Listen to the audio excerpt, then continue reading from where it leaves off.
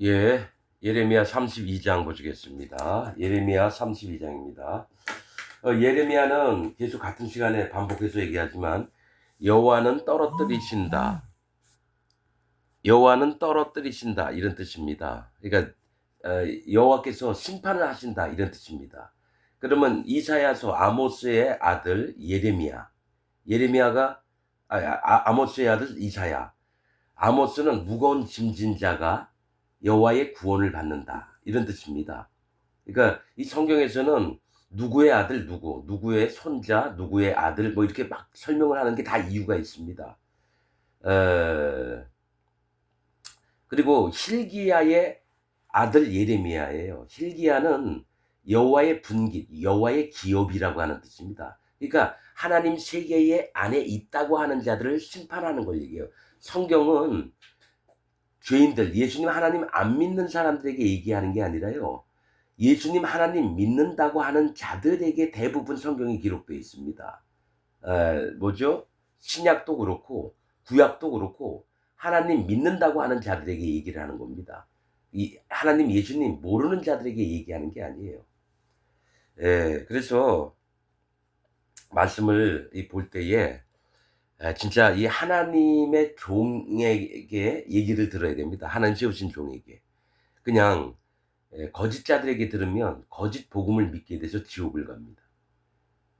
이런 부분도 저도 많이 4년 동안 몰랐던 얘기들을 하고 있는 겁니다.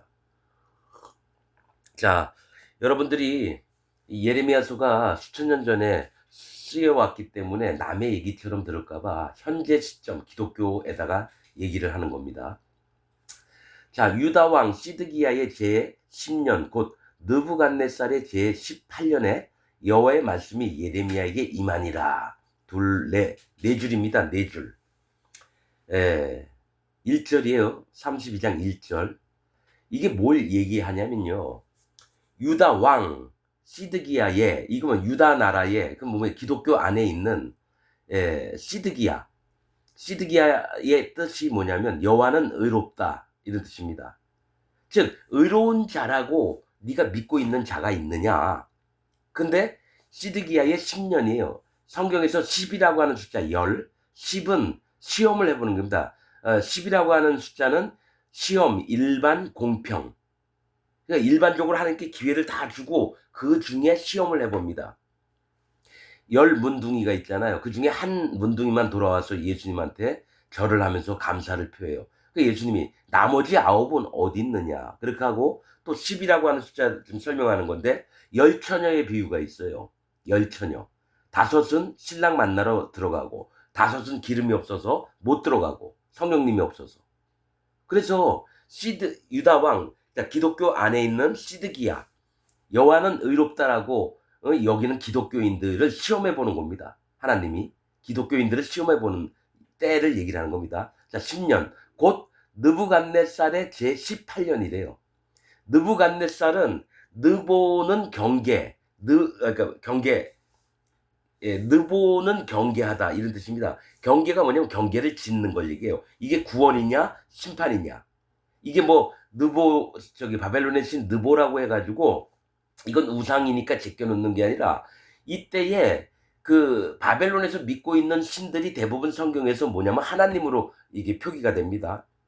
하나님으로.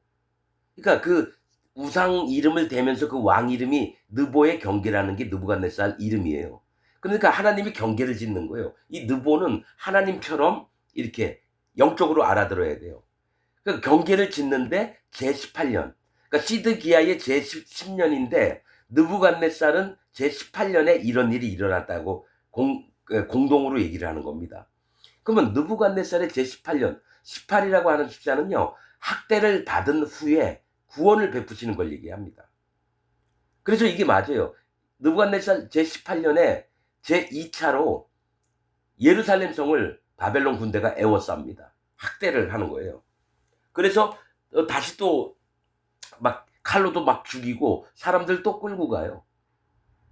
그러니까 학대를 받은 이후에 하나님이 그 다음에는 이제 구원을 베푸시는 걸 얘기를 합니다. 그래서 유다왕 시드기야의 제10년 하나님이 시드기야를 이스라엘 백성들 현재 기독교인들을 시험해 보는 겁니다. 느부갓네살을 통해서 니네가 진짜 하나님의 구원받을 자인지 심판받을 자인지를 학대를 당하고 멸망을 당하고 그 다음에 건져내시는 것을 보라고 이 말씀을 기록한 겁니다. 18년에 여호와의 말씀이 예레미야에게 임하니라. 때에 바벨론 군대는 예루살렘을 에워싸고 선지자 예레미야는 유다 왕의 궁중에 있는 시위대 뜰에 갇혔으니, 이 말씀합니다. 2절에는. 이게 뭐냐면 실제로 뭐가 있냐면은 예레미야는 하나님의 종이에요. 하나님이 세우신 종이에요. 그런데 바벨론이 쳐들어와서 이 예루살렘을 멸망시킬 거다 막 안 좋은 얘기, 또 시드기야는 느부갓네살 왕하고 대면을 했는데요. 얼굴을 마주 보다가 그 다음에 바벨론으로 끌려갈 것을 막 하니까 시드기야가 너무 기분이 안 좋아서 누구죠? 예레미야를 가뒀어요. 자, 영적으로 봐야 됩니다. 예레미야가 시위대 뜰에 갇혔다라는 거죠. 하나님의 종을 잡아놨다라는 거예요. 자유롭지 않게 묶어놨다라는 거예요. 그래서 바벨론 군대는 이 예루살렘을 에워싸고 있어요. 둘러싸서 이제 예루살렘 성을 치려고. 그게 뭐냐? 왜 하나님의 종을 니네가 멋대로 잡아서 묶어놓고 가둬두느냐? 그러니까 이게 유다, 기독교 안에 이런 일들이 있다라는 거예요. 진짜 하나님의 종을 없이하고 멸시하고 어떻게든 죽이려고 하고 잡아놓고, 그리고 거짓자들은 진짜 심판이 기독교 전체에 둘려 있는데도 이 땅에서 자기 원하는 대로 다 하면서 사는 게 기독교인들이에요.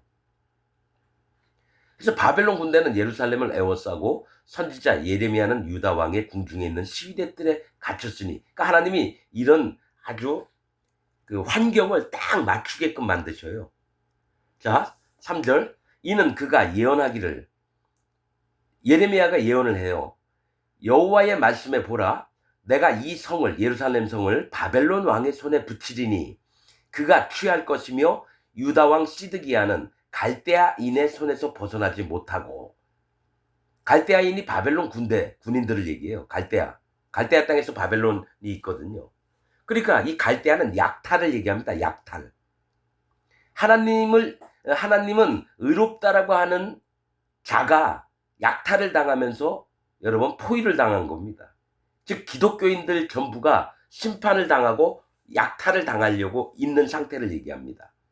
갈대아인의 손에서 벗어나지 못하고 반드시 바벨론 왕의 손에 붙임 바 되리니, 심판을 당할 거라. 하나님이 보낸 자에게 심판을 당할 겁니다. 여러분, 이 얘기도 지금 바벨론하고 예루살렘, 유다 이 얘기도 되지만 앞으로 이 바벨론 왕이 7년 대환란 때 나타납니다. 이 바벨론이 짐승이에요. 하나님이 보냈어요.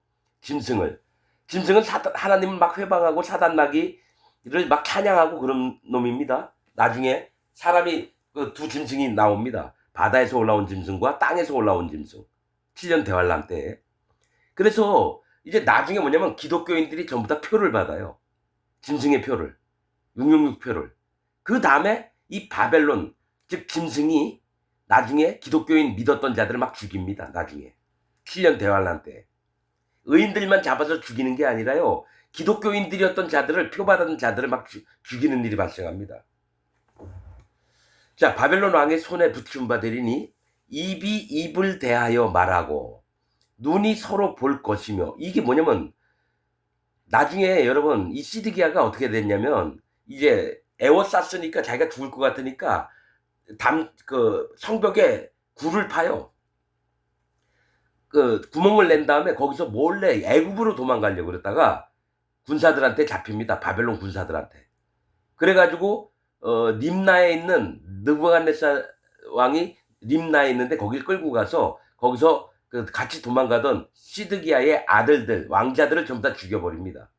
그리고 그 자리에서 시드기야의 두 눈을 빼서 소경을 만듭니다.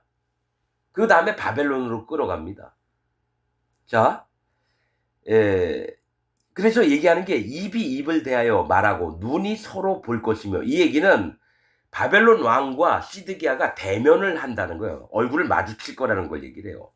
눈이 서로 볼 것이며 그가 시드기야를 바벨론으로 끌어가리니 시드기야가 나의 권고할 때까지 거기 있으리라. 하나님의 말씀이에요. 시드기야를 바벨론에 끌어가서 거기 하나님이 권고할 때까지 거기 있게 한다라는 거예요. 바벨론에 포로로 잡혀가는 겁니다. 왕이. 나 여호와가 말하노라. 너희가 갈대아인과 싸울지라도 승리치 못하리라 하셨다 하였더니 유다 왕 시드기야가 가로되 네가 어찌 이같이 예언하느뇨 하고 그를 가두었습니다. 기분이 나쁜 거예요. 예레미야가 하나님 말씀을 전했는데 기분이 나빠서 예레미야를 가둬버렸다는 거예요. 이거는 시드기야가 의인은 아니에요. 시드기야 이름이 하나님은 의롭다 하면서 나 하나님 믿어 나는 의로워 하면서 거짓자입니다. 이 시드기야도. 기독교 안에 있는 잘못된 믿음을 갖고 있는 자죠. 자, 네가 어찌 이같이 예언하였느냐 하고 그를 가두었음이더라. 6절 예레미야가 가로되 여호와의 말씀이 내게 임하였느니라 이르시기를. 자, 여기부터 이제 다른 얘기입니다. 여기부터는 자 지금 시드기야하고 이제 예루살렘이 다시 또 2차 바벨론 공격을 받아서 또 아주 황폐하게 됩니다. 막 불을 지르고 이래요. 그 신당, 그 우상들 섬겼던데 그 건물들이나 그 백성 예루살렘에 살았던 행복하게 살았던 놈들의 집들에 막 불을 놓습니다. 아주 황폐하게 만듭니다. 그런데 이제 황폐해져요, 예루살렘이. 그런데 이제는부터 얘기하는 게 뭐냐면 하나님이 앞으로 어떻게 하실지를 보이시는 겁니다. 바벨론 끌려갔던 자들을 다시 돌아오게 해서 하나님이 새로 만드는 새 예루살렘을 만드실 것을 얘기를 하는 겁니다. 이게 천년왕국을 얘기하는 거하고 똑같습니다. 자, 6절 예레미야가 가로되 여호와의 말씀이 내게 임하였느니라. 요 얘기하기 전에 여러분 제가 유튜브 봤던 얘기 먼저 좀 하겠습니다. 우리나라에 성경 강해 설교로 유명한 박영선 목사라고 있습니다. 은퇴 목사인데 뭐 남포교회의 그 당회장으로 있다가 아마 은퇴를 한 것 같아요. 나이가 있어서. 그래서 뭐 CBS니 뭐 잘잘법 이런 데 나와서 설교도 합니다. 그런데 이제 문제는 강해 설교라면은 말씀을 읽으면서 이렇게 해석을 하고 그런 설교예요. 저처럼. 그런데 이제 뭐가 있냐면 원래 그 교회 교단의 법들이 그런가 봐요. 은퇴 목사는 이제 현실에 참여를 덜 하게끔. 그러면 다음에 후임 목사가 왔으면 관여를 안 하게 이렇게 있죠. 그런 게 있나 봐요. 근데 이제 이 박영선 목사가 이제 뭐 말씀을 계속 전하고 이랬나 봐요. 뭐 거기 담임 목사도 따로 있고 남포교회에. 그런데 이제 밑에 있는 장로나 이런 사람들이 박영선 목사가 은퇴한 목사인데 자꾸 이 교회에 개입을 해서 이러쿵저러쿵 얘기하면 안 좋을 것 같다. 뭐 이런 얘기가 나오니까 그러면 내가 여기를 그러면 떠나면 되는 거 아니냐. 그러면 개척 선교헌금으로 40억을 달라 그랬나 봐요. 근데 이 교회의 법은 4억 이상을 못 넘게 돼 있대요. 나 그런 거 하나도 몰라요. 내가 그냥 나온 얘기만 듣는 건데 OBS 뉴스인가 거기서 나온 거. 그런데 전화 통화를 기자가 했겠죠. 그러니까 내가 그냥 나가면 그냥 나가서 길거리에든지 바닥에서 하든지 그건 중요한 거 아니다. 왜냐면 그 남포교회의 부목사가 박영선 아들이래요. 박영선 목사 아들이래요.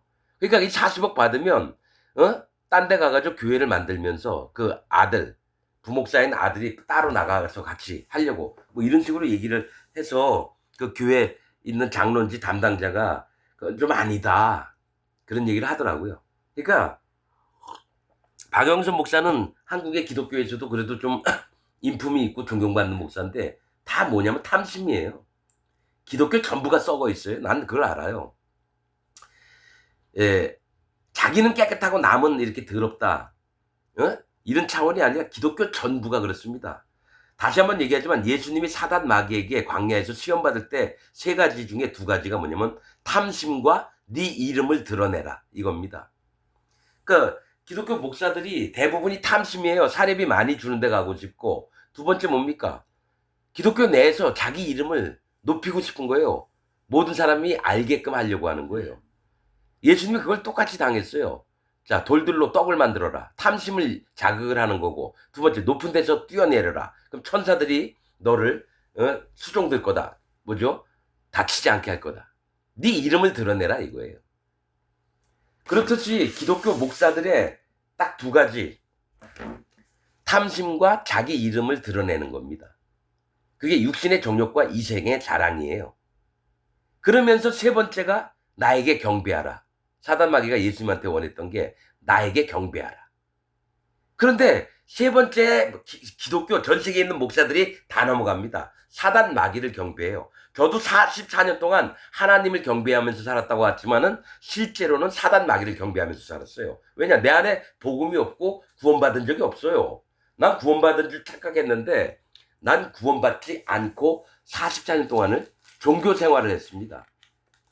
그러나 이제는 내 마음에 복음이 들어와서 마음의 할례를 받고 예수님의 죄가 없이 함을 받았고 그 다음에 성령님이 오신 거를 실질적으로 경험을 하고 체험을 했습니다. 그 다음에 하나님의 복음이 정확하게 보였고 말씀이 눈에 띄고 볼 때 보게 됐고 들을 때 깨닫게 됐고 알게 됐고 들을 수 있는 마음이 됐고 깨닫게 됐고 마음에 계신 성령님이 그걸 다 인도하시더라고요. 그래서 거짓이 뭔지 참이 뭔지를 구분하게 됐습니다. 자, 왜 이런 얘기를 하냐면 기독교가 어차피 지금 이 시드기야가 하나님은 의롭다 이렇게 기독교 안에서 그렇게 인정했던 자예요. 그러나 하나님은 그 시드기야나 유다 백성들의 그 믿음을 허락지 않고 전부 다 바벨론 포로가 망하게끔 만들었어요. 자, 하나님이 희한하게 구원의 방법이요. 황폐하게 되고 망하게 되고 멸망 가운데 있다가 그 중에 남은 자만 구원한다라는 거예요. 즉 밑바닥까지 꺾여 본 자만 구원한다라는 겁니다. 이 땅에서 교회 다니면서 잘 먹고 잘 살고 행복하게 사는 사람을 구원하는 게 아니라 완전히 밑바닥까지 가서 눈물 나고 고통스럽고 괴롭고 그때 하나님을 전심으로 찾아서 하나님이 만나주신 자만 구원을 받는다는 걸 제가 알았습니다. 자, 예레미야가 가로되 이제부터는 희한한 얘기를 하세요. 이게 전쟁 중인데 밭을 사라는 거예요. 보통 여러분 전쟁 중에 여러분 상거래를 안 하잖아요. 전쟁 중면 여러분 자기 목숨을 구하는데 더 신경을 쓰지 땅 사고 땅 팔고 집을 사고 이런 건 안 하잖아요. 근데 하나님은 하래요. 자, 예레미야가 가로되 여호와의 말씀이 내게 임하였느니라. 이르시기를 보라 네 숙부 살룸의 아들 하나멜이 네게 와서 말하기를 너는 아나돗에 있는 내 밭을 사라. 이 기업을 물을 권리가 네게 있느니라 하리라 하시더니. 자, 이스라엘 법에는 기업 물을 자들에 대해서 많이 나옵니다. 가령 내 친척 중에 누가 땅을 팔았어요. 다른 사람에게. 그래서 그 사람이 이 다른 사람 손에 이게 넘어갔으면 가까이 있는 형제나 누가 그 땅을 돈을 주고 다시 취해서 그 기업을 유지해야 될 법이 있어요. 유지해야 될 법이 있어요. 루트기에도 나오고 그래요. 또 여러 부분에 얘기하신 게 많은데 그 기업을 물을 자. 그래서 이제 숙부면 뭐 큰아버지나 작은아버지 살룸의 아들 하나멜이 이 예레미야에게 내 땅을 네가 사라 이렇게 됐다라는 거예요. 근데 이 살룸의 아들은 보음이라고 하는 뜻이 살룸이라고 하는 뜻은 그러니까 예레미야의 뭐 큰아버지 이름이 살룸이에요. 보응 뭐죠? 갚다라고 얘기하는 겁니다. 가품이 돼요. 가품의 아들 하나멜이에요. 하나멜은 은혜입니다. 즉 이 얘기가 뭐냐면 앞으로 바벨론에 끌려갔다가 하나님이 갚아주겠다. 하나님의 은혜로. 그 얘기를 하는 겁니다. 하나님의 은혜로 너희 끌려갔던 자들을 갚아주겠다. 다시 데리고 와서 행복하게 해주겠다. 니네가 값없이 팔려갔으니까 포로로 끌려갔으니까 다시 데리고 와서 내가 은혜로 너에게 행복한 날들을 갚아주겠다. 이런 뜻입니다. 그래서 살롬의 아들 하나멜이 예레미야에게 와서 말하기를 너는 아나돗에 있는 내 밭을 사라 이겁니다. 이 아나돗은 예레미야가 태어난 곳입니다. 베냐민 지파의 아나돗. 자, 아나돗은 아네트 여신이에요. 이방 시인의 이름이 거기 지방명이에요. 그 지역 이름이에요. 근데 내 밭을 사라는 거예요. 내 밭을. 그래서 예레미야가 사실은 이 내 밭을 사라고 하는 것은 이제 하나멜은 파는 거거든요. 근데 하나님의 은혜로 갚아주실 거다 하는데 그 밭을 사라는 겁니다. 그 마음밭을. 마음밭. 자, 이 밭을 물을 권리가 네게 있느니라. 예레미야에게 있다는 거예요. 원래 그게 법적으로 그렇게 돼 있었나 봐요. 하리라 하시더니 여호와의 말씀같이 나의 숙부의 아들 하나멜이 시위대 뜰한 내게로 와서 이르되 청하노니 너는 베냐민 땅 아나돗에 있는 나의 밭을 사라. 자, 여러분, 예레미야가 시위대 뜰에 어떻게 옥에 갇혀 있는데 하나멜이, 아니 예레미야가 정신도 없고 저기 갇혀 있는데 뭐 땅을 와서 자기한테 사라고 하는 얘기하는 게 참 멀쩡한 건 아니에요. 근데 하나님이 미리 얘기했다라는 거예요. 살롬의 아들 하나멜이 너에게 올 거다. 너는 밭을 사라. 딴 얘기 하지 말고. 그러니까 예레미야는 이제 하나님이 말씀하신 게 뭔 뜻일까 하는 거죠. 그래서 나의 밭을 사라. 기업의 상속권이 네게 있고 예레미야에게 있고 물을 권리가 네게 있으니 너를 위하여 사라 하는지라. 내가 이것이 여호와의 말씀인 줄 알았으므로 내 숙부의 아들 하나멜의 아나돗에 있는 밭을 사는데 은 17세겔을 달아주되. 그러니까 은 17세겔에 그 하나멜이 파는 그 밭을 산 거예요. 여러분, 전쟁 중인데 밭을 사고 팔고 하고 있다라는 거예요. 근데 뭐가 있냐면 앞으로 이 예루살렘에서 사람들이 집도 사고 밭도 사고 포도원도 사고 이런 일이 있을 걸 보여주시려고 예레미야에게 먼저 믿음으로 밭을 사라고 하는 겁니다. 자, 하나멜의 아나돗에 있는 밭을 사는데 은 17세겔을 달아주되. 여러분, 성경에서 17이라고 하는 숫자는 하나님이 지키시다라는 뜻입니다. 17. 자, 아까 열은 뭐랬죠? 하나님 시험해 보는 거고 18은 뭐죠? 18은 학대를 당한 다음에 구원을 받는 거예요. 8은 구원을 얘기합니다. 하나님이 학대를 당한 다음에 구원을 베푸시는 걸 얘기하고 17은 하나님이 지키신다라는 뜻입니다. 그래서 이 밭을 17, 즉 하나님이 이 밭을 사면 하나님이 지켜주신다. 그 얘기를 하고 있는 겁니다, 이게. 자, 자, 그래서 은 17세겔을 하나멜에게서 예레미야가 샀습니다. 근데 이제 그냥 자기들끼리 돈 받고 뭐 이렇게 표 받고 하는 게 아니라 반드시 이스라엘 법에는 증인들을 둡니다. 이런 부분에. 자, 10절. 증서를 써서 인봉하고 증인을 세우고 은을 저울에 달아주고 법과 규례대로 인봉하고 인봉치 아니한 매매 증서를 내가 취하여 나의 숙부 아들 하나멜과 매매 증서의 인친 증인의 앞과 시위대 뜰에 앉은 유다 모든 사람 앞에서 그 매매 증서를 마세야의 손자 네리야의 아들 바룩에게 붙이며, 이 얘기를 합니다. 자, 더 읽을게요. 그들의 앞에서 바룩에게 명하여 이르되 만군의 여호와 이스라엘의 하나님이 이같이 말씀하시기를 너는 이 증서 곧 인봉하고 인봉치 않은 매매 증서를 취하여 토기에 담아 많은 날 동안 보존케 하라, 이 말씀합니다. 여러분, 자, 이제 땅을 은 17세겔을 주고 샀어요. 그런데 이게 이스라엘의 법대로 이것을 써요, 글로. 그런 다음에 하나는 봉투 안에다 넣어서 인봉을 합니다. 남들이 못 뜯어보게, 함부로 보지 못하게. 또 하나는 인봉하지 않은 그 똑같이 쓴 증서를 가지고 이제 증인들이 있는 앞에서 이거를 다 증거를 하는 겁니다. 자, 그러면서 뭐라고 하냐면은, 자, 이거 여러분 잘 들으셔야 되는데, 이 매매 증서를 이제 썼어요. 그 다음에 이 매매 증서의 인친 증인의 앞과 다른 사람들이 이제 도장을 찍는다라는 거예요. 보통 사람들이 반지를 끼고 다니거든요. 그걸로 도장을 찍습니다. 거기엔 뭐 글자나 무슨 모양이 있겠죠. 증인들 앞과 시대들에 앉은 유다 모든 사람 앞에서 그 매매 증서를 마세아의 손자 네리아의 아들 바룩에게 붙여서 그릇 토기에다가 이제 두 개를 다 보관을 하는 겁니다. 인봉한 이 봉투, 증서가 담긴 봉투와 또 열어 제껴진 봉투 똑같이 쓴 건데 이 두 개를 토기에 담아서 이제 보존케 합니다. 그런데 이게 무슨 얘기냐면요. 그 매매 증서를 마세야의 손자 네리아의 아들 바룩이에요. 할아버지, 아들, 손자까지 다 얘기하는 겁니다. 그 마세야는 어떤 뜻이냐면 여호와는 나의 피난처라는 뜻입니다. 여호와는 나의 피난처. 그 아들 네리아는 여호와는 등불이시다.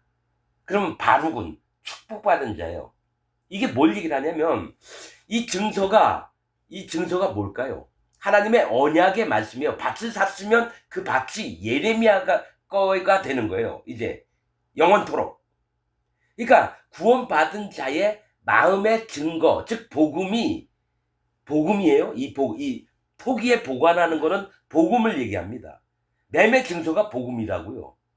그래서 마세야의 손자인데 마세야는 이 복음 때문에 내가 하나님께 도망갈 수 있어요. 피할 수 있다라는 거예요. 도피처, 피난처. 여호와는 나의 피난처시라는 이 복음 때문에. 이 증서가 복음입니다. 또 네리아는 뭐예요? 여호와는 등불이시다. 이 복음이 나를 인도하시는 복음이라는 겁니다. 또 그 아들 바룩은 축복받은 자가 뭐예요? 구원받은 자죠. 하나님의 축복을 받았다는 건 구원을 받았다는 거예요. 이 복음으로 말미암아 구원을 얻은 겁니다. 그래서 이것을 바룩에게 붙여서 그들의 앞에서 바룩에게 명하여 축복받은 자, 의인입니다. 의인에게 명해서 자, 여러분 이거 정확히 알아야 됩니다. 죄인에게 맡긴 게 아니라 이 복음을 의인에게 맡겼다라는 거예요. 바룩에게 명하여 만군의 여호와 이스라엘의 하나님이 이같이 말씀하시기를 너는 이 증서, 이 복음을 곧 인봉하고 감춰두라는 겁니다. 아무한테나 보여주지 말라라는 거예요. 인봉하고 인봉치 않은 매매 증서를 취해요. 그러면 인봉치 않은 건 내가 내 마음에서 꺼냈다 볼 수 있고 다시 집어넣었다가 꺼냈다 볼 수 있고 이렇게 되는 거예요. 하나는 복음을 감추라고 하는 거고요. 하나는 너만 보라는 겁니다. 너만 복음을 보라는 거예요. 너는 이 증서 곧 인봉하고 인봉치 않은 매매 증서를 취하여 토기에 담아 많은 날 동안 보존케 하라. 이 토기는 사람의 마음을 얘기합니다. 이 매매 증서는 복음인데 하나님이 어떤 말씀을 하셨어요? 너희는 덮인 우물이요 봉한 샘이다. 하나님의 말씀이 도랑으로 잠언서에 있는 얘기예요. 도랑으로 넘치게 하지 말라. 아가성가에 있죠 참. 잠언서에도 있어요. 너희는 덮인 우물이요. 우물이 뭐예요? 복음을 건져내서 사람들을 먹게 하는 건데 이 복음을 뭡니까? 함부로 마음대로 이놈 저놈한테 다 보여주지 말라는 거예요. 이 복음은 구원받을 자에게만 보여주는 겁니다. 물과 피와 성령의 이 복음을 구원받을 자에게만 보여주고 나머지를 밀봉해서 못 보게 하라는 겁니다. 그리고 이 토기에 네 마음에 담았다가 항상 언제든지 네가 보고 싶을 때 그 토기에 있는 증서를 열어봤다가 다시 그 토기에 집어넣고 네 마음에 간수를 잘 하라는 거예요. 여러분 기독교 안에서 복음이 그냥 예수님 믿고 구원받으세요? 여러분 그거 아닙니다. 복음엔 비밀이 있어요. 여러분 나만 얘기합니까? 사도 바울도 복음의 이 비밀, 그리스도의 비밀 얘기한 게 영적으로 여러분 다릅니다. 여러분들은 비밀이라 그러니까 그게 비밀이구나 그렇게만 알죠. 하나하나 다 설명할 줄 알아야 돼요. 물은 뭐고 피는 뭐고 성령은 누구신지. 자 여러분 목사들이 서신서 여러분 로마서 고린도전서 그다음에 갈라디아서 사도행전도 얘기할게요. 빌립보서 디모데전서, 디모데후서, 디도서, 빌립보서. 그냥 몇 장 읽읍시다. 여러분, 자 이제 맥을 잠깐만 내 잘난 거 내가 잘났다고 하죠. 한번 자랑 좀 한번 해볼게요. 뭐가 있냐면, 왜냐면 하나님이 내 마음에 주신 거예요. 자, 로마서는 이 거품이 낀 기독교인들에게 얘기를 하는 겁니다. 거품. 실제로는 조그맣게 안 돼 있는데, 거창하게 자기가, 하나님 잘 믿고, 막 하는 것 같은 자니까 사도 바울이 밑바닥까지 긁어서 복음을 전합니다. 로마서에. 그 다음에 고린도전서는 뭡니까? 뿔이에요. 뿔. 구원을 얘기해요. 고린도 전후서가. 고린도라고 하는 뜻은 뿔이에요. 구원의 뿔. 뿔은 구원을 얘기합니다. 그러면서 고린도 전후서 계속 얘기하는 게 뭐예요? 성령님이 어떻게 일을 하시는지 얘기를 해요. 구원받은 자는 마음에 성령님이 오시거든요. 여러분, 맥을 짚어나가야 돼요. 목사들 이렇게 설교하는 목사가 한 명도 없어요. 전 세계에서. 그래서 내가 좀 자랑 좀 해볼게요 하는 얘기가, 여러분들이 진짜 하나님의 종인지 거짓 선지자인지 거짓 목사인지 구분을 하라는 거예요. 빌립보는 뭡니까? 말이라고 하는 일꾼에 대해서 얘기를 해요. 말을 사랑하는 자, 일꾼에 대해서 얘기해요. 빌립보는. 그럼 갈라디아서는 뭡니까? 저지시다라고 하는 뜻입니다. 빌립보는 말을 사랑하는 자, 즉 하나님의 종이 어떻게 살아야 되는지를 얘기를 하는 거예요. 복음을 전파하는 자가. 그러면 자, 갈라디아서는 저지시다예요. 젖은 뭡니까? 성령님을 얘기해요. 젖을 주면은 양육을 받거든요. 그러니까 젖은 희다. 성령님의 인도를 받는 건 의인들이다. 이 뜻이에요. 그런데 그 세계를 파괴하는 자가 거짓 선지자에 대해서 나와요.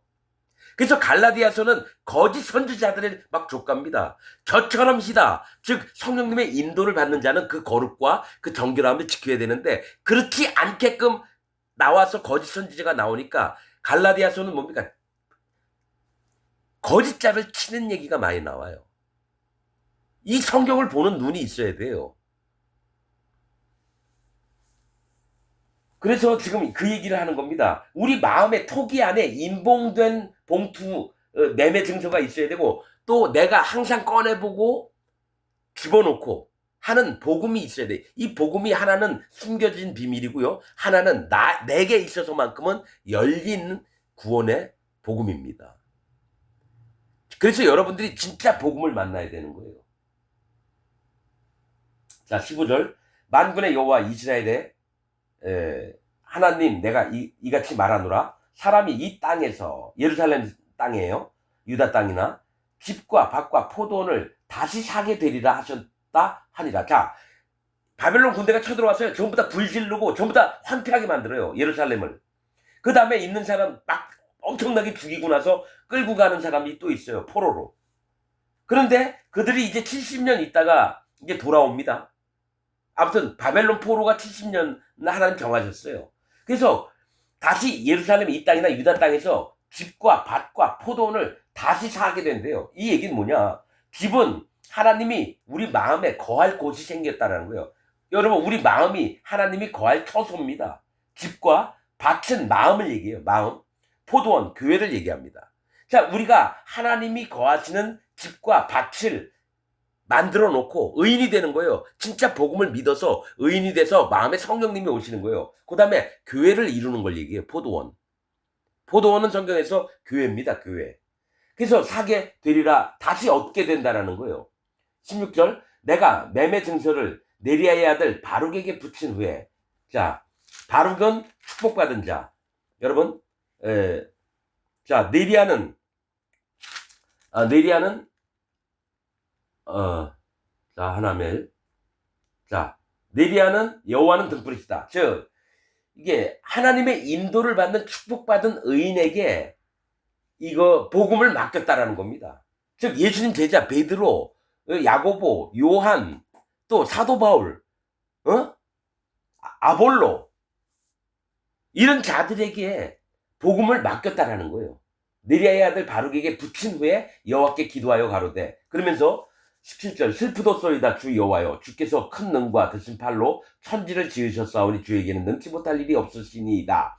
주는 은혜를 천만인에게 베푸시며 아비의 죄악을 그 후 자손의 품에 갚으시오니 크고 능하신 하나님이시오 이름은 만군의 여호와시니이다. 주는 모략에 크시며 행사에 능하시며 인류의 모든 길에 주목하시며 그 길과 그 행위대로 열매대로 보응하시나이다. 주께서 애굽 땅에서 징조와 기사로 행하셨고 오늘까지도 이스라엘과 외인 중에 그같이 행하사 주의 이름을 오늘과 같이 되게 하셨나이다. 21절 주께서 징조와 기사와 강한 손과 드신 팔과 큰 두려움으로 주의 백성 이스라엘을 애굽 땅에서 인도하여 내시고 그들에게 주시기로 그 열조에게 맹세하신 바 젖과 꿀이 흐르는 이 땅을 그들에게 주셨으므로 그들이 들어가서 이를 차지하였거늘 주의 목소리를 청종치 아니하며 주의 도에 행치 아니하며 무릇 주께서 행하라 명하신 일을 행치 아니하였으므로 주께서 이 모든 재앙을 그들에게 내리셨나이다.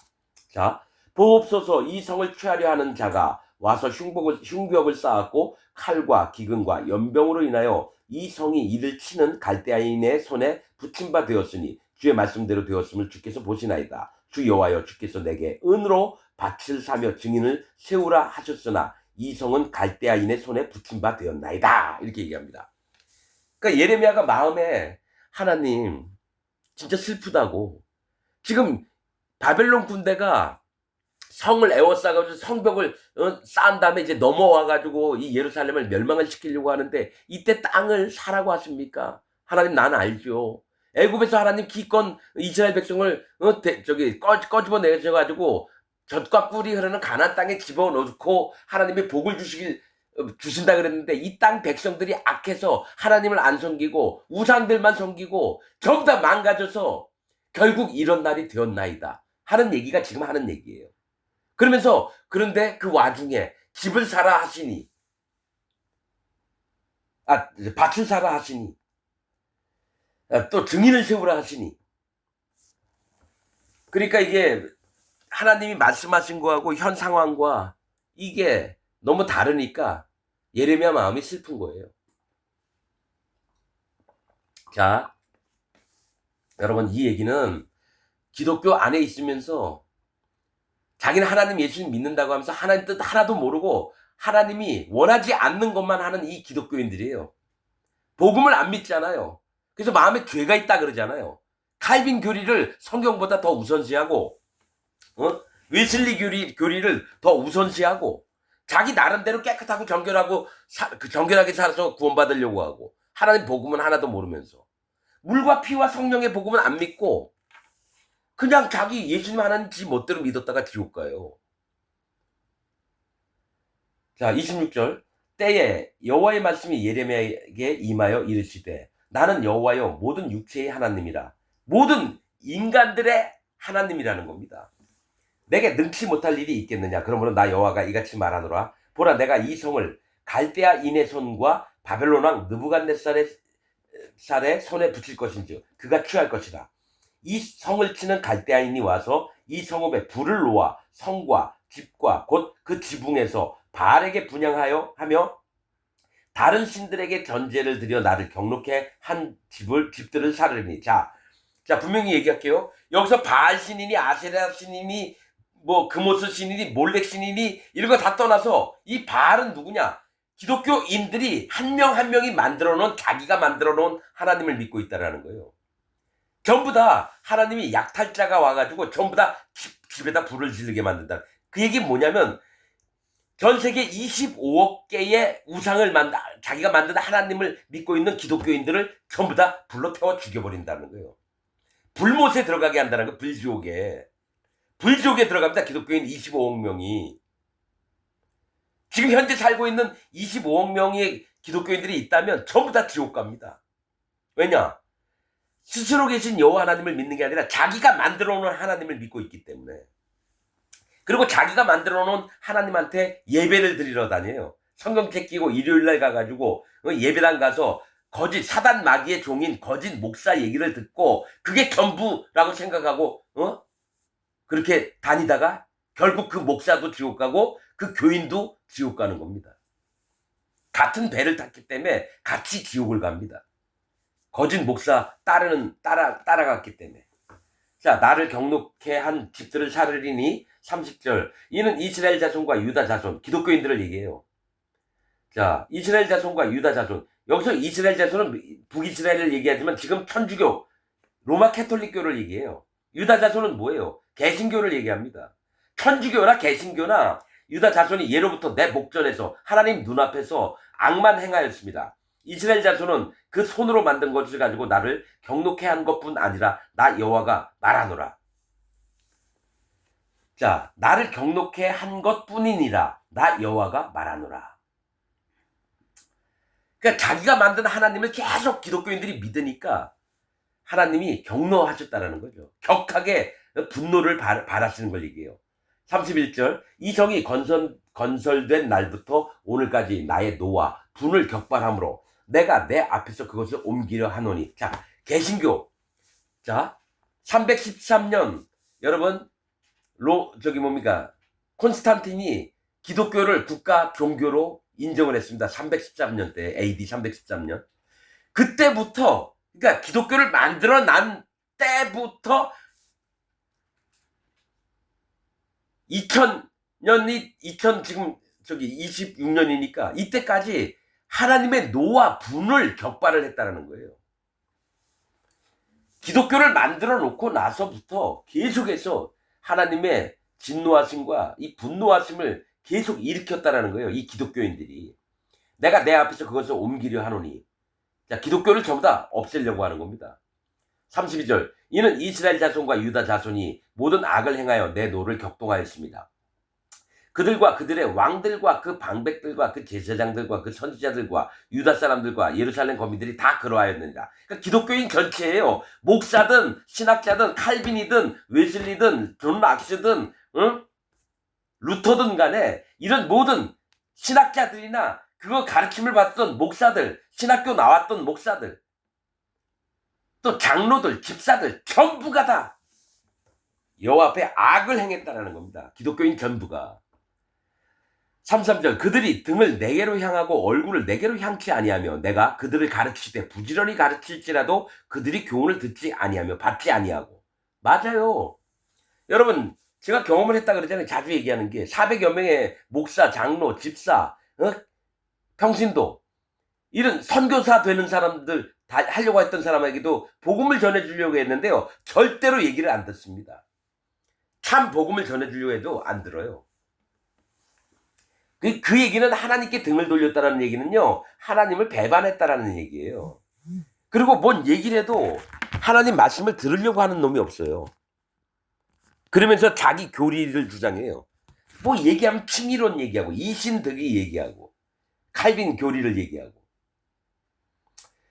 자, 34절 내 이름으로 일컬음을 받는 집에 자기들의 가증한 물건들을 세워서 그 집을 더럽게 하며. 이게 뭐냐? 예배당마다 기독교 안에 예배당마다 다 같이 모여가지고 성경책 끼고 목사 설교를 듣는데요. 가증한 물건을 세웠대요. 우상을 만들어놨다는 거야. 하나님 성전에다가. 그게 뭐냐면 자기가 만든 하나님을 믿고 있다라는 거예요. 모든 기독교인들이 예배당에 일요일날 모여서 예배를 드리는데 하나님께 드리는 게 아니라 자기가 만든 하나님께 예배를 드리고 있어요. 목사가 만든 하나님한테 예배를 드리고 있다고요. 스스로 계신 여호와 하나님 앞에 예수님 앞에 드리는 게 아니라 자기가 생각하는 하나님한테 예배를 드리고 있다는 거예요. 그 집을 더럽게 하며 흰놈의 아들의 골짜기에 바알의 산당을 건축하였으며 자기들의 자녀를 몰래게 불에 지나가게 하였느니라. 이건 이방인이나 하는 짓을 기독교인들이 해요.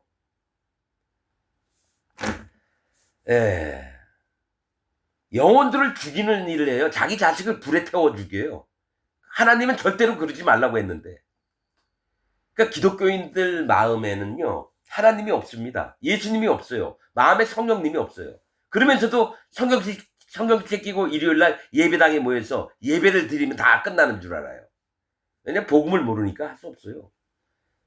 전 세계에 있는 기독교인 전부가 다 지옥 갑니다. 자, 그들이 이런 가증한 일을 행하여 유다로 범죄케 한 것은 나의 명한 것도 아니요 내 마음에 둔 것도 아니니라. 하나님이 시킨 적도 없다라는 거예요. 근데 누가야? 기독교인들 마음마다 자기가 하나님 이렇게 믿는 게 옳다라고 다 각자가 믿고 있으니까 그게 바알을 섬기는 거고 몰렉신을 섬기는 거예요. 그게 자기가 만든 하나님을 믿는 게 우상을 섬기는 겁니다.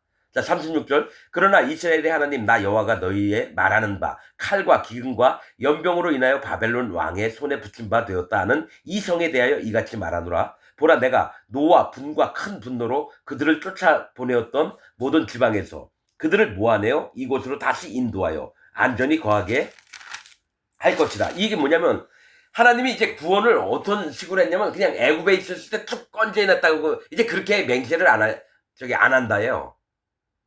옛날에 계속 하나님이 얘기했던 게 나는 너희를 애굽에서 건져낸 나 여호와로라. 수도 없이 얘기했어요. 근데 이제 그렇게 얘기 안 한대요. 어떻게 해요? 너희를 바벨론에서 아니면 모든 열방에 흩어져 있는 자들 중에서 포로됐던 자들에게서 건져낸 여호와로라 이렇게 얘기할 거래요. 그러니까 옛날에는 애굽에서 건져냈다고 계속 얘기했거든요. 그러니까 죄인이었다가 심판받을 자였다가 건져냈는데 이제는 뭐냐 포로되고 그 속에서 눈물 흘리고 고통스럽고 힘들었던 것을 겪었던 자들만 구원하시겠다는 얘기예요. 여러분 영적으로 알아야 됩니다. 옛날에는 죄인이라고 하면 무조건 여러분 구원하려고 그랬어요. 근데 이제부터는 예레미야 때 이사야 때부터는 어떻게 되냐, 한번 완전히 깨트려지고 황폐해지고 무너지고 눈물 나고 고통스럽고 진짜 전심으로 하나님만을 찾는 자만 구원하겠다는 거예요. 대충 살던 사람, 그런 사람 구원 안 합니다. 그래서 우리가 돌아봐야 될 자세가 뭐냐, 내가 진짜 여호와 하나님을 전심으로 찾아본 적이 있나 없나, 내 마음에 할례를 받았나 안 받았나, 이걸 반드시 짚고 넘어가야 돼요. 이게 안 되면 안 돼요. 옛날에 그냥 죄가 있고 힘들고 어려웠냐, 죄 때문에 그럼 건져낸다 그랬어요. 근데 이제는 그렇게 맹세하지 않겠대요. 어떻게? 포로가 됐다가 거기서 힘겨워서 힘들고 노예살이하고 이런 자들만 구원하겠다는 거예요. 그럼 2026년 현재 우리는 노예 생활을 안 해요. 그럼 어떤 자냐? 전심으로 찾는 자, 소경되어 본 자, 쩔뚝발이가 되어 본 자, 12의 혈류병을 알아본 자, 간음을 해보고 5 남편이 뒀던 자, 38년 동안 문둥병자. 예수님 때부터 그런 자만 구원하는 거예요. 그러니까 실제로 예수님이 오셔서 한 일이 뭐냐, 이 바벨론 때 유다와 예루살렘이 황폐해지고 망가지고 그 속에서 살아남은 자만 구원받는 거예요. 하나님을 전심으로 찾는 자. 자, 38절. 그들은 내 백성이 되겠고, 누구예요? 쫓겨났다가 다 하나님이, 그러면 여러분 이 사람들이 그 땅 가서 잘 먹고 잘 살고 행복했을까요? 아니죠. 어떻게든 다시 자기 고향인 예루살렘으로 돌아오고 싶고 하나님께 계속 기도하면서 있던 자들이 돌아오는 거예요. 그냥 가만히 거기서 잘 먹고 바벨론에 끌려가고 아수르에 끌려가고 뭐 애굽에 끌려갔는데 거기서 잘 먹고 잘 살았던 사람들이 예루살렘 돌아오고 싶겠어요? 시온성에 들어오고 싶겠어요?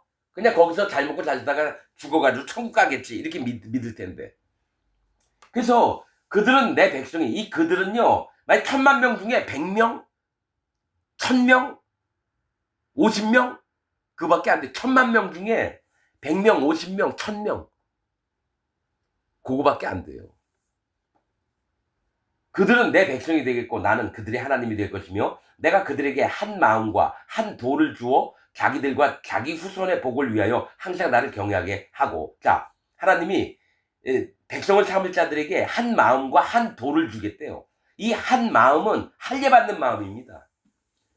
예수님을, 하나님을 처음 만나는 이 할례받는 마음, 한 마음은 할례를 받는 마음이고요. 한 도를 주어, 한 도는 복음입니다. 할례 받은 자에게 복음을 주시는 거예요. 예수님이 오신다고요. 한 도를 주어서 자기들과, 그러니까 자기도 구원을 받고 자기 후손의 복을 위하여, 앞으로 태어나는 자들의 복을 위해서 항상 나를 경외하게 하고 할례 받은 마음을 지키게 하고. 경외한다는 거는 할례를 받는다라는 거예요. 여호와 하나님을 경외한다. 그러니까 복음을 받고 의인되고 성령님이 마음에 있어도 할례 받은 만큼은 계속해서 지킵니다. 계시록 2장에 에베소 교회에게 내가 너를 책망할 것이 있느니 네가 첫사랑을 버렸느니라. 너가 돌이키지 않으면 내가 촛대를 옮겨버릴 거다. 교회를 걷어갈 거래요. 의인된 세계의 모임을 걷어갈 거래요. 뭐냐, 네가 첫사랑을 잃어버렸기 때문에. 그 첫사랑이 할례 받는 믿음입니다. 하나님을 경외하고 처음 만난 하나님을 너무 사랑하고 이 마음이 없어졌어요. 그래서 얘기하지만 항상 나를 경외하는 건 여러분 영원토록 우리는 할례 받은 마음에 지켜야 됩니다. 40절 내가 그들에게 복을 주기 위하여 그들을 떠나지 아니하리라 하는 영영한 언약을 그들에게 세우고 나를 경외함을 할례받은 마음을 그들의 마음에 두어 나를 떠나지 않게 하고 내가 기쁨으로 그들에게 복을 주되 정령이 나의 마음과 정신을 이 나의 마음은 뭐예요? 예수님이에요. 정신은 성령님이에요. 하나님의 마음이 어디 있느냐? 예수님한테 있어요. 그래서 하나님의 마음 곧 하나님의 지혜가 되신 예수님 나의 마음과 예수님과 정신을 다하여 성령님을 다하여 그들을 이 땅에 심으리라. 예수님과 성령님을 통해서 하나님의 구원받은 백성들을 이 땅에 심어서 지킨다라는 겁니다. 이게 천년왕국 때 얘기예요. 이 땅에 심으리라. 이 땅이 아니라 뭡니까? 천년왕국 때를 얘기해요. 이거는 42절 나 여호와가 이같이 말하노라. 내가 이 백성에게 이 큰 재앙을 내린 것 같이 허락한 모든 복을 그들에게 내리다. 자 여러분 보세요. 그럼 누가 구원을 받았느냐? 재앙을 받아봤던 자가 구원을 얻어요. 재앙을 당했던 자가 구원을 받는다는 얘기예요. 여러분 이게 비밀이에요. 자, 큰 재앙을 내린 것 같이 허락한 모든 복을 그들에게 내리리라. 이게 뭐냐면 한 번은 왜냐면 인간 그 자체가 죄인이라서 그냥 구원하려고 했는데 하나님을 떠나서 우상 섬기고 지 멋대로 하나님 믿고 지 멋대로 거짓 복음을 믿으니까 이들을 멸망을 한번 시켜요. 그 중에 살아남은 자를 불쌍히 여겨서 다시 하나님의 자녀로 만들겠다는 얘기입니다. 그러니까 이 땅에서 멸망을 한 번은 당해봐야 된다는 얘기예요. 큰 재앙을 만나봐야 돼요. 여러분 그래서 이사야의 큰 아들 이름이 스알야숲입니다. 그 뜻은 노략은 구속이라는 거예요. 큰 재앙은 내가 노략질을 당해봐야 되는 거예요. 힘 있는 자가 내 모든 것을 전부 다 뺏어가야 돼요. 내 마음에 있는 거. 내가 여태까지 하나님 믿었던 거, 예수님 믿었던 거, 구원받았다라는 거. 그 다음에 뭡니까? 자기 마음에 계획과 자기 판단, 옳음, 자기가 이거 옳다라고 하는 거 전부 다 깨뜨려야 멸망을 당해봐야 돼요. 재앙을 당해서 다 뺏겨봐야 돼요. 노략질을 당해야 돼요. 그 다음에 뭡니까? 구원이 우리에게 임한다라는 거예요. 그래서 자기 것을 한 번도 안 뺏겨본 사람은 구원이 안 돼요. 그리고 반만 이렇게 뺏겨보고 반은 남겨두잖아요. 구원이 안 됩니다. 왜냐하면 순수한 복음은 마음이 아무것도 없는 자에게 들어갑니다. 순수한 복음은. 거짓 복음을 갖고 있는 자에게는 절대로 복음을 얘기해줘도 안 믿습니다. 못 들어갑니다. 성령님이 못 들어가세요. 거짓 복음을 갖고 있는 자에게는. 그래서 이 성령님이 우리의 하나님의 자녀가 된 증거가 되는데 자 그거를 인정하는 사람이 없습니다. 자 허락한 모든 복을 그들에게 내리리라. 43절 너희가 말하기를 황폐하여 사람이나 짐승이 없으며 갈대아인의 손에 붙임바 되었다 하는 이 땅에서 사람들이 밭을 사되 그러니까 예레미야에게 밭을 사게끔 만들었다는 거는 한 번은 황폐해지고 그 다음에 하나님이 구원의 밭을 우리 마음의 믿음의 밭 순수한 복음의 밭을 사는 겁니다. 한 번은 멸망을 당해야 돼요. 황폐해져야 돼요. 그래서 이 땅에서 사람들이 밭을 사되 44절 베냐민 땅과 예루살렘 사방과 유다 성읍들과 산지의 성읍들과 평지의 성읍들과 남방의 성읍들에 있는 밭을 은으로 사고 증서를 기록하여 인봉하고 증인을 세우리니 이는 내가 그들의 포로로 돌아오게 함이니라. 여호와의 말이니라. 포로 되었던 자들을 돌아오게 해서 구원을 시킨다고 하는 겁니다. 여러분 이 증서를 기록하고 인봉했다는 건 뭐라 그랬죠? 복음입니다. 복음을 인봉을 해가지고 토기 그릇에 놓고 또 열려있는 언제든지 볼 수 있는 이 복음을 두 개를 같이 토기에 담아요. 그리고 증인을 세워요. 복음의 증인들을. 그래서 하나님도 인정하고 하나님의 일꾼들, 하나님의 종들도 인정하고 그러면서 포로된 자들을 끄집어내서 구원하겠다는 겁니다. 아무튼 이 땅에 잘 먹고 잘 사는 사람은 구원이 안 돼요. 교회 다닌다고 하면서 잘 먹고 잘 살고 행복하고 돈도 넉넉하고 여러분 이런 사람은 구원이 안 됩니다. 한 번은 자기 마음에 있는 걸 얘기라는 거예요. 돈이나 이런 거 얘기가 아니라 전부 다 빼앗겨 본 자가 다시 하나님 앞에 돌아올 수 있다는 거예요. 여러분들이 이 복음의 세계를 진짜 심도 있게 아주 정확하게 이렇게 보려면 여러분들이 진짜 하나님 말씀에 귀를 기울여야 돼요. 여러분 내가 얘기하는 게 내가 만들어낸 얘기가 아닙니다. 성령님이 내 안에 계셔서 계속해서 깨닫게 하시는 거예요. 난 이제야 이제 복음에 확실한 그런 부분들이 보입니다. 사도 바울이 뭘 전했고 이거 예레미야 끝나면 바로 예, 신약의 서신서를 해야 되나? 갈라디아서, 고린도서, 빌립보서, 에베소서. 에베소서는 했어요. 저 로마서하고 에베소서 같이 했습니다. 예, 복음 전파한다고. 그런데 이제 근데 희한한 거는요. 내가 왜 주저주저 하냐면 복음을 진짜 믿고 마음에 죄가 없어서 마음에 성령님이 있는 자에게 해야 될 얘기가 있고요. 아직 거듭나지도 않고 구원도 못 받았고 성경책 끼고 교회만 가는 사단 마귀를 섬기는 그런 자에게도 똑같은 얘기를 해야 되느냐. 사실은 되게 고민이 됩니다. 뭐 의인에게 해야 될 일이 있고 거짓 복음을 믿고 있는 자에게 해야 될 일이 있거든요. 이걸 모두에게 다 전할 수가 없어서 사실은 고민입니다. 여러분들이 제발 부탁인데 순수한 진리의 복음으로 오세요. 여러분들은 전부 다 거짓 복음 믿고 있습니다. 그래서 지옥 갑니다. 여러분들이 마음에 두려움을 느끼길 원합니다. 마치겠습니다.